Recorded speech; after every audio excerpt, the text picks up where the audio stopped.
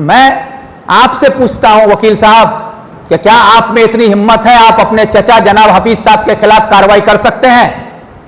आप बतौर पंचायत के प्रधान के रिप्रेजेंटेटिव के तौर पर शाहिना आपके इलाके की एक मजलूम औरत है, क्या आप अपने इलाके के एक मजलूम औरत के साथ खड़े होकर उसको इंसाफ दिलाने की लड़ाई लड़ सकते हैं अपने चचा, भाई और भतीजे के खिलाफ? आप और आपका पूरा खानदान, अफसोस के साथ कहना पड़ता है कि मुसलमान के होते हुए आप लोग मुसलमान के नाम पर भी तोहमत हैं।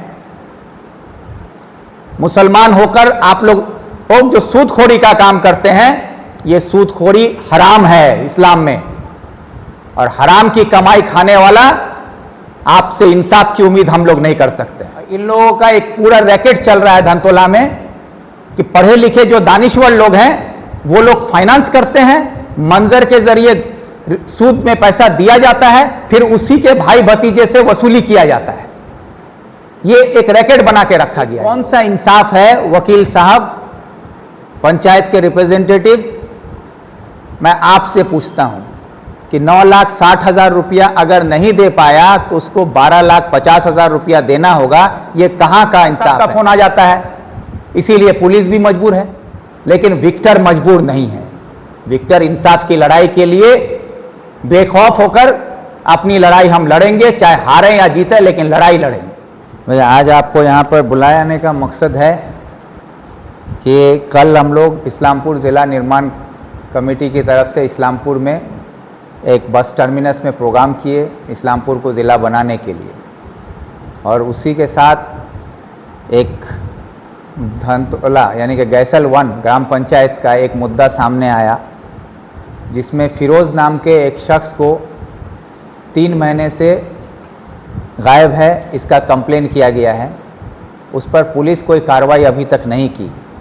उसके परिवार के लोग अभी भी फ़िरोज़ को ढूंढ रहे हैं, और फ़िरोज़ लापता है, पुलिस की जानकारी में है, पुलिस के पास रिटन कंप्लेन है। जिन लोगों का नाम है कंप्लेन में, उनके खिलाफ अभी तक पुलिस कोई कार्रवाई नहीं की। इसी मुद्दे को लेकर हम लोग थाना का घेराव किए थे कल, और वहाँ पर जब पहुँचा मैं तो जो पुलिस से बात हुई, पुलिस ने अपना एक वक्त लिया और कहा कि हम लोग गिरफ्तार करेंगे। तो पुलिस अपनी कार्रवाई करे, ये मैं चाहता हूँ, और जो कसूरवार हैं उनको गिरफ्तार किया जाए और फ़िरोज़ को वापस लाया जाए, ये मेरा मांग है। लेकिन इसके साथ साथ आज गैसल 1 ग्राम पंचायत के प्रधान साहिबा के जो रिप्रेजेंटेटिव हैं जनाब नदीम साहब, वो आज एक प्रेस कॉन्फ्रेंस किए और एक जस्टिफिकेशन देने की कोशिश किए। तो सबसे पहले तो मैं ये कहूँगा नदीम साहब को कि आप आज सफाई देने के लिए प्रेस कॉन्फ्रेंस किए, ये कहीं ना कहीं इस बात को साबित करता है कि आपको सफाई देने की ज़रूरत है। आप कहीं ना कहीं गलत हैं, इसलिए आपको सफाई देनी पड़ी। और उन्होंने ये कहा कि वो एक वकील भी हैं और मैं भी वकील हूँ। उन्होंने बहुत बड़ी बड़ी हस्ती का नाम भी लिया कि वो वकील भी हैं, नेता भी हैं। तो मैं उनको भी कहना चाहूँगा कि आप भी वकील हैं और अल्लाह आपको और कामयाब करे, इसकी दुआ भी करता हूँ। आप उम्र में मुझसे शायद छोटे हैं, छोटे भाई की हैसियत से मैं आपसे कहना चाहता हूँ कि आप वकील का काम होता है इंसाफ की लड़ाई लड़ना, लेकिन आप वकील हैं और आप जो नाइंसाफ़ी करने वालों की ढाल बनकर आप वहाँ खड़े हैं, और जो गलत हैं उनका साथ देकर आप पूरे समाज के साथ नाइंसाफ़ी कर रहे हैं। मैं जो बात बोलना नहीं चाहता था, आज आपने मजबूर कर दिया मुझे वो बात सामने लाने के लिए, क्योंकि जिनका नाम आएगा ये सारे मेरे अजीज़ों में से हैं। कोई मेरे बड़े भाई हैं, किन्हीं के साथ मैं अलीगढ़ में पढ़ा हूँ, और किसी को मैं बचपन में अंकल बुलाया करता था, किसी को बड़े भाई की हैसियत से देखा करता था। लेकिन जहाँ बात इंसाफ की है तो वहाँ इंसाफ की लड़ाई में कोई अपना पराया नहीं होता है। और आज जो शाहिना नाम की जो एक औरत जो धनतोला बाज़ार में रहती थी, उसके परिवार के साथ जिस तरह की नाइंसाफ़ी किया जा रहा है, इसका गवाह पूरा धनतोला बाजार है। लेकिन कोई भी डर से आपके सामने, आप लोगों के खौफ से सच को बयान करने की हिम्मत नहीं जुटा पा रहा है। लेकिन आपके उसी धनतोला बाजार से रोज मेरे पास 10 फोन आता है जो ये कहता है कि शाहिना के साथ बहुत नाइंसाफी हुआ है। उसकी हिफाजत करने के लिए आप आगे आए हैं, हम लोग सब आपका शुक्रिया अदा करते हैं। आप इसको इंसाफ दिलाइए, लेकिन वो शख्स आपके सामने नहीं बोल पाता है। इसलिए मैं आज आपके सामने कहना चाहता हूं कि कल मैंने ये पंचायत के लेटर हेड में जो बयान लिखा हुआ है, इसको दिखाकर मैंने सवाल खड़ा किया था कि गैसल 1 ग्राम पंचायत के लेटर पैड पर लिखा हुआ है कि 9,60,000 रुपया देना होगा, और अगर 9,60,000 रुपया कुछ दिनों में नहीं दिया गया तो 12,50,000 रुपया उसको चुकाना पड़ेगा। तो ये कौन सा इंसाफ है वकील साहब, पंचायत के रिप्रेजेंटेटिव? मैं आपसे पूछता हूं कि 9,60,000 रुपया अगर नहीं दे पाया तो उसको 12,50,000 रुपया देना होगा। ये कहां का इंसाफ है? आपने लॉ की बात की है, कानून की बात की है, एविडेंस की बात की है। तो एज पर लॉ आपने आईपीसी, सीआरपीसी पढ़ा होगा, किसी में भी ऐसा कोई सेक्शन है कि अगर आप कर्ज लेते हैं और कर्ज नहीं चुका पाते हैं तो उसके बदले में 9,60,000 रुपया देना होगा, और कुछ वक्त में नहीं लौटा पाए दिए हुए वक्त पर तो उसको 12,50,000 रुपया लौटाना होगा? ऐसा कौन सा कानून की किताब में आपने पढ़ा है? मैं आपसे पूछता हूं, आपने वकालत किया है, खुद को वकील कहते हैं, तो वकील का इंसाफ यही है। और इस दस्तावेज को आपने कहा है कि ये जाली है, इसमें प्रधान साहब का साइन नहीं है, इसमें प्रधान साहब का सील नहीं है। मैंने एक बार भी नहीं कहा है अपने बयान में कि इसमें प्रधान साहब का सिग्नेचर है या इसमें प्रधान का साइन है या सील है। मैंने ये कहा है कि ये गैसल 1 ग्राम पंचायत का लेटर हेड है और उसमें ये पैसा वसूली का बयान लिखा गया है। अगर आपने ये कहा है कि एआई का ज़माना है, आर्टिफिशियल इंटेलिजेंस के ज़रिए कुछ भी बनाया जा सकता है, आपने कहा ये दस्तावेज जाली है। अगर ये दस्तावेज जाली है तो ये गैसल 1 ग्राम पंचायत का दस्तावेज बनाया गया है। आपकी अम्मी मोहतरमा पंचायत की प्रधान हैं, आप उसके रिप्रेजेंटेटिव बने हुए हैं, तो मैं आपसे अपील करता हूं कि आपके गैसल 1 पंचायत के लेटर पैड का जो गलत इस्तेमाल किया गया है, उन लोगों के खिलाफ आपने एफआईआर क्यों नहीं किया? उनके खिलाफ एफआईआर कीजिए। मैं मांग करता हूं कि ये जाली काम करने वाला जो भी है उसके खिलाफ पंचायत की तरफ से, प्रधान साहब की तरफ से एफआईआर होना चाहिए। एफआईआर कीजिए, लेकिन आपके अंदर उतनी ताकत, उतनी हिम्मत, उतनी सच्चाई नहीं है कि आप एफआईआर कर सकते हैं, क्योंकि आप अच्छे से जानते हैं कि ये दस्तावेज कहां से आया है। और वो आलोचना सभा था। मैं बता रहा हूं क्यों नहीं कर सकते हैं, क्योंकि इसमें जो विटनेस में जिन लोगों ने सिग्नेचर किया है, एफआईआर उनके खिलाफ होगा, क्योंकि उनका सिग्नेचर यहां पर है। और सिग्नेचर किसका है? आपके भाई का, आपके चचा का। आपके भाई और चचा ने बैठकर इसमें दस्तखत किया है, और वो आप अपने भाई और चचा के खिलाफ एफआईआर कर सकते हैं? है ताकत? इतनी हिम्मत है आप में? बड़ी बड़ी बातें करते हैं, तो अगर है ताकत और सच्चाई के साथ खड़े होने की ताकत है तो अपने चचा और भाइयों पर एफआईआर करके आप साबित कीजिए कि गैसल 1 का जो लेटर हेड है वो जाली बनाया गया है, उसके खिलाफ कार्रवाई होनी चाहिए, उसके खिलाफ पुलिस इंक्वायरी करे कि ये लेटर पैड कहां से आया और इसमें इन लोगों ने जो साइन किया है, ये सारे लोगों पर केस बनेगा, इनको गिरफ्तार होना चाहिए। क्यों नहीं हो रहे हैं? इसके खिलाफ आप कार्रवाई नहीं कर सकते। क्यों नहीं कर सकते वो भी मैं बताता हूं। मरहूम डब्लू प्रधान साहब इस इलाके के एक जानी मानी हस्ती हैं, आज वो हमारे बीच में नहीं हैं। अल्लाह ताला उनको जन्नत अता करे, इसकी हम दुआ करते हैं। लेकिन अफसोस के साथ ये कहना पड़ता है कि आज पूरा धनतोला बाजार ये जानता है कि आज आप और आपके रिश्तेदार जितने लोग हैं, ये सारे लोग खुद को मुसलमान कहते हैं और मुसलमान के तौर पर शराब पीना अगर हराम है तो सूदखोरी भी हराम है।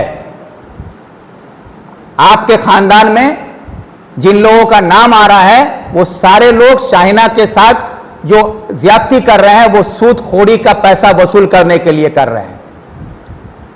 आप अपने खानदान की तरफ उंगली उठाकर देखिए, आपके भाई से लेकर आपका चचा हर कोई आज सूदखोरी में लिप्त है।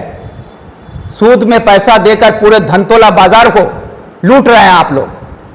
और ये मैं नहीं कह रहा, ये आपके धनतोला के लोग कह रहे हैं।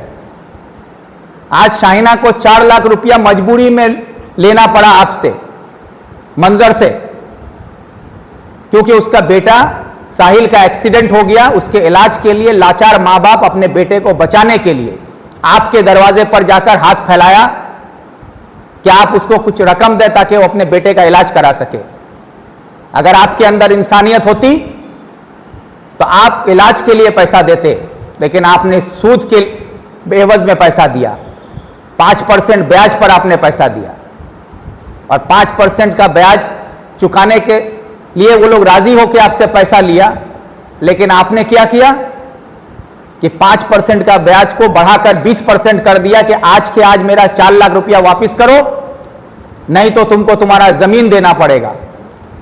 जमीन बचाने के लिए, डर के मारे अपना घर बचाने के लिए, छत बचाने के लिए आपके सामने मजबूर होकर आपका 20% का इंटरेस्ट कबूल करना पड़ा इन लोगों को। और 20% के इंटरेस्ट के तौर पर आप लोगों ने इससे 80,000 रुपया करके महीना लिया है।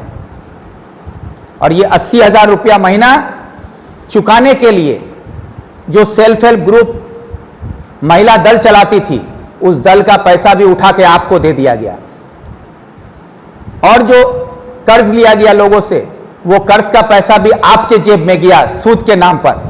यहां तक कि जिस औरत के जरिए साहिल पर झूठा केस किया गया है और साहिल को आज जेल में बंद रखा गया है, उनके शौहर मौलाना साहब जो कि हैदराबाद में रहते हैं, उनका नाम शायद अब्बास है, अब्बास मौलाना साहब, वो खुद फोन पे मुझसे बात हुई, उन्होंने मुझे खुद कहा है कि शाहिना ने जो पैसा मुझसे उधार लिया था वो पैसा वो अपने जात पर खर्च तक नहीं कर पाई है, वो पैसा भी ले जाके हफीज को दिया गया है।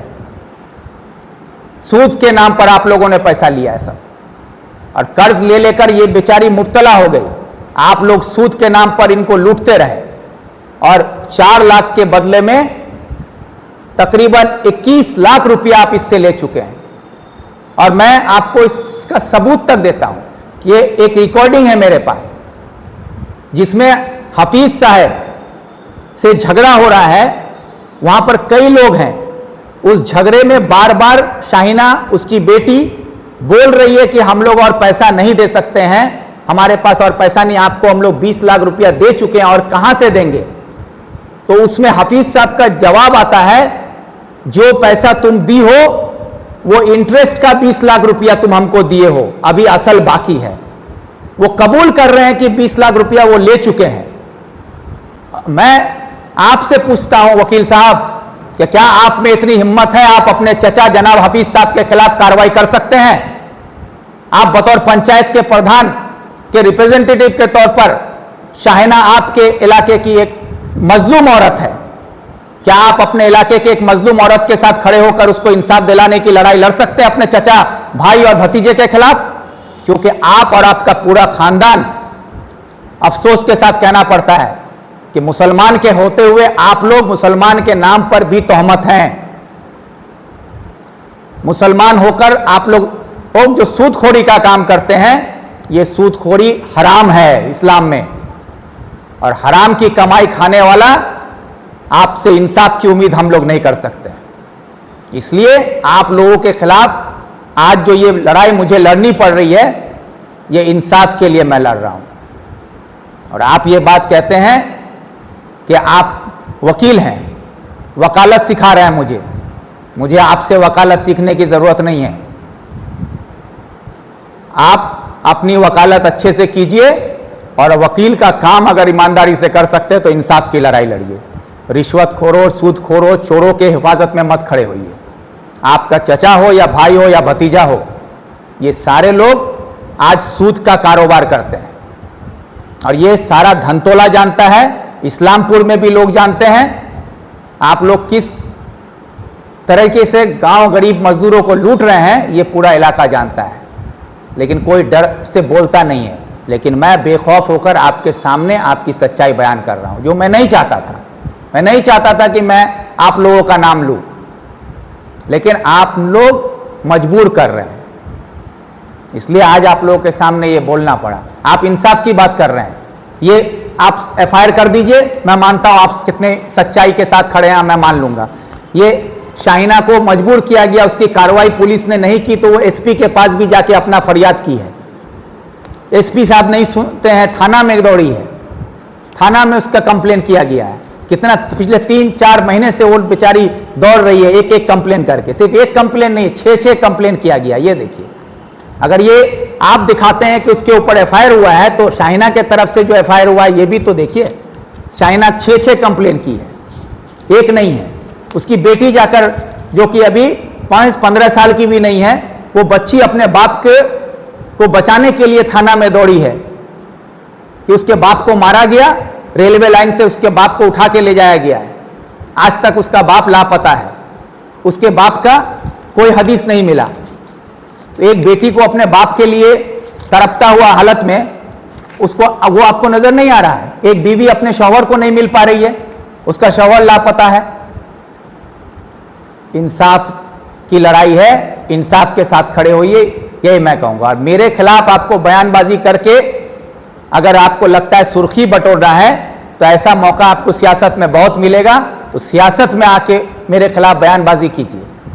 लेकिन ये जो है क्या बोलते हैं, सूदखोरों को बचाने के लिए अपने परिवार के लोगों को, जो आज सूदखोरी के पैसे के वजह से आज पूरे इलाके में बदनाम है, और आज आप इन सूदखोरों का ढाल बन के खड़े हैं। आपको तालीम इसलिए नहीं मिली थी कि आप सूदखोरों के साथ खड़े हों। इंसाफ की लड़ाई लड़ने के लिए वकालत होता है।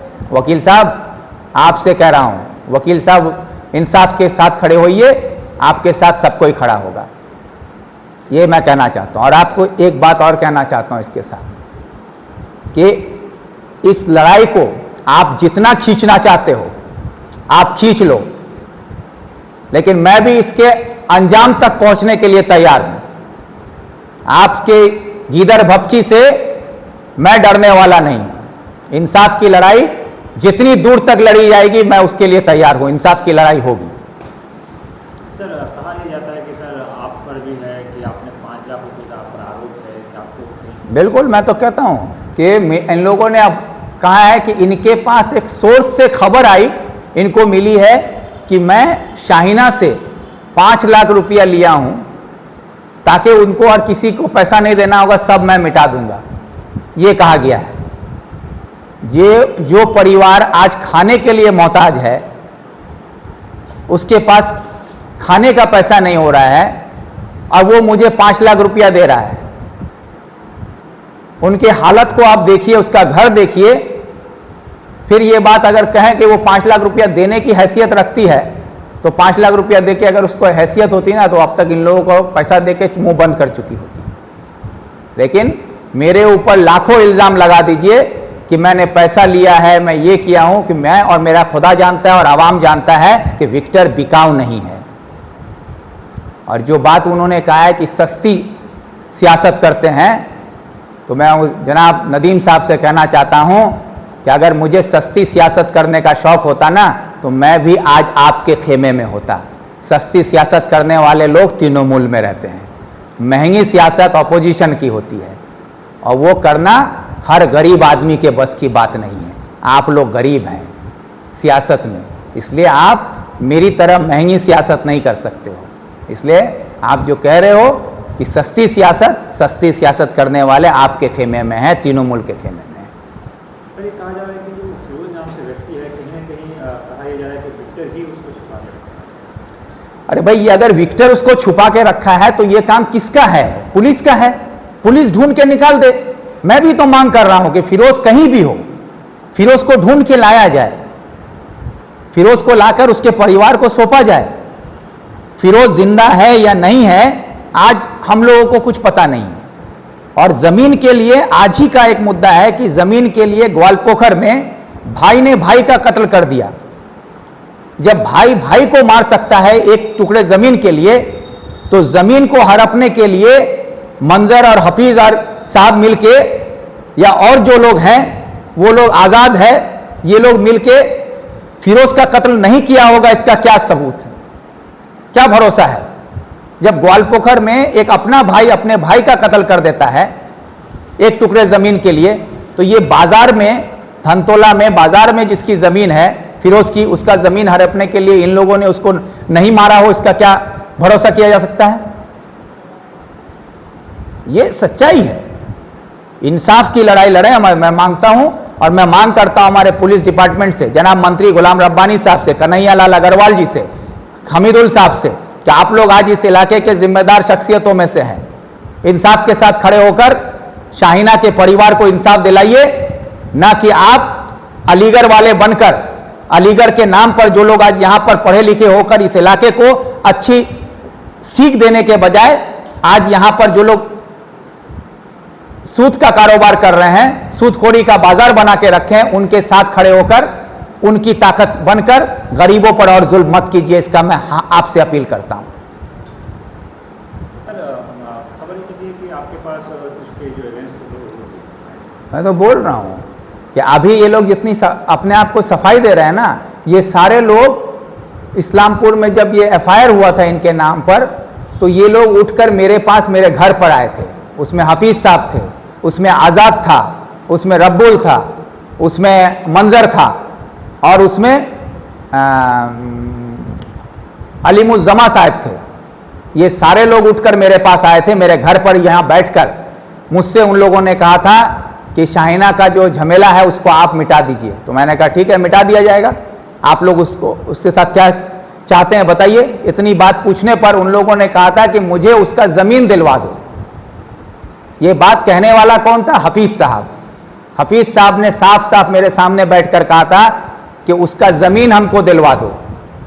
वो ज़मीन हम लोग ले लेंगे, उस ज़मीन का कीमत 20 लाख रुपया दिया जाएगा और 10 लाख रुपया हम लोग शाहीना को देंगे और 10 लाख रुपया हम लोग ले लेंगे। तो हम बोले कि 10 लाख रुपया क्यों ले लीजिएगा? तो बताया गया कि वो 10 लाख रुपया में जितना कर्जदार है उसको हम लोग समझ लेंगे। 10 लाख रुपया में हम लोग सारे कर्जदार को समझ लेंगे। ये कहने वाला कौन है? जनाब नदीम साहब के चचा जनाब हफीज साहब। एक मिनट और इसमें भी, और आज नदीम साहब कह रहे हैं कि उनके पास जो लिस्ट है वो 40 लाख रुपया कर्ज ली है शाहीना, उसका लिस्ट वो दिखा रहे हैं कि 40 लाख रुपया कर्जा है उसके ऊपर। और उनका चचा हफीज साहब हमसे कहता है कि 10 लाख रुपया में हम मिटा देंगे सबको। कौन सच है? कौन सा सच है? उसका जमीन हड़पने के लिए ये सारा सूद के पैसे से ले लेकर इनका कमर तोड़ दिया गया। अब इनको इतना मजबूर कर दिया गया है कि अब उसका जमीन उससे हड़पा जाएगा। और जमीन छीनने के लिए आज फिरोज पर जुल्म हो रहा है, शाहीना पर जुल्म हो रहा है, उनके बेटे पर जुल्म हो रहा है, झूठा केस डालकर उनको जेल में बंद किया जा रहा है, एक नाबालिग बच्ची के साथ बदसलूकी किया जा रहा है, उसके साथ बदतमीजी की जा रही है। उस बच्ची को तक को हाथ उठाने से ये लोग बाज नहीं आए। और इन लोगों का एक पूरा रैकेट चल रहा है धनतोला में कि पढ़े लिखे जो दानिश्वर लोग हैं वो लोग फाइनेंस करते हैं, मंजर के जरिए सूद में पैसा दिया जाता है, फिर उसी के भाई भतीजे से वसूली किया जाता है। ये एक रैकेट बना के रखा गया इन लोगों का। इन लोगों के खिलाफ कानूनन कार्रवाई होना चाहिए। लेकिन तृणमूल के छाता के नीचे हैं, सर पर जनाब मंत्री गुलाम रब्बानी साहब हैं, एक तरफ कन्हैया लाल अग्रवाल साहब हैं, तो इन लोगों को हाथ कौन लगाएगा? पुलिस डरी हुई है कि सूदखोरों को अगर पकड़ने जाते हैं तो मिनिस्टर साहब का फोन आ जाता है, सूदखोरों को पकड़ने जाते हैं तो कन्हैया लाल अग्रवाल साहब का फोन आ जाता है। इसीलिए पुलिस भी मजबूर है। लेकिन विक्टर मजबूर नहीं है। विक्टर इंसाफ की लड़ाई के लिए बेखौफ होकर अपनी लड़ाई हम लड़ेंगे, चाहे हारें या जीते, लेकिन लड़ाई लड़ेंगे। यही मेरा कहना है। और मैं धनतोला के तमाम आवाम से कहना चाहता हूं कि आप लोग डर के मारे कब तक खामोश बैठकर, एक शाहीना पर जुल्म हो रहा है, आज आप लोग देख रहे हैं, कल आपके घर में दूसरी शाहीना नहीं होगी, इसका इंतजार आप लोग कर रहे हैं। कल आपके घर में एक शाहीना को पैदा कर देगा, कल आपके घर में ये फिरोज बन जाए को पैदा करेगा। तो जुल्म बढ़ता जाएगा, जालिम बढ़ता जाएगा। इसलिए आप लोगों से मेरा अपील है कि इंसाफ की लड़ाई में सबको साथ आइए, आगे बढ़िए।